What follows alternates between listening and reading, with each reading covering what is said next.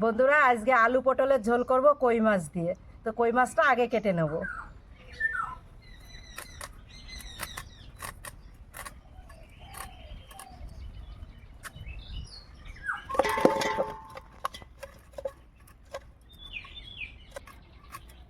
মাছে ডিম হয়ে গেছে।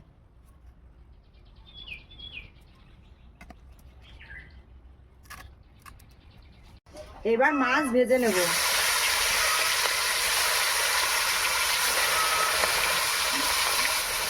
মাছগুলো ভাজা হয়ে গেছে, এবার নামিয়ে নেব।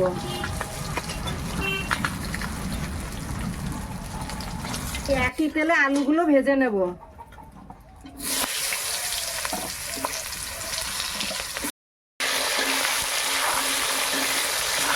এবার এর মধ্যে পটলগুলো দিয়ে ভেজে নেব।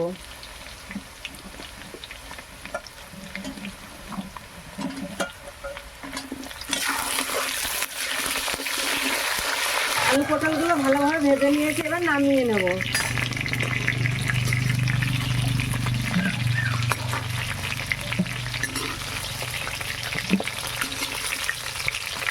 ওই একই তেলে ফোড়ন করে নেব। গোটা জিরে,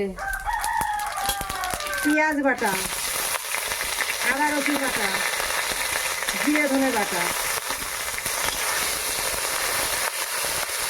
লবণ দিয়ে দিলে এগুলো ছিটকায় না। টমেটো কুচি, আর ভেজে রাখা আলু পটলগুলো দিয়ে দেবো।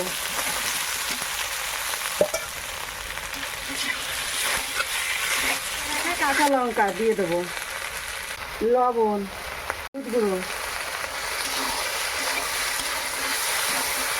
পরিমাণ মতন জল দিয়ে দেবো।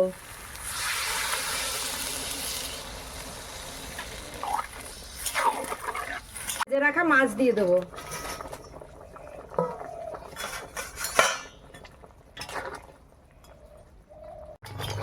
মাছের তরকারিটা রান্না হয়ে গেছে। ধনে জিরে মৌরি ভেজে গুঁড়ো করে নিয়েছিলাম, দিয়ে দেবো।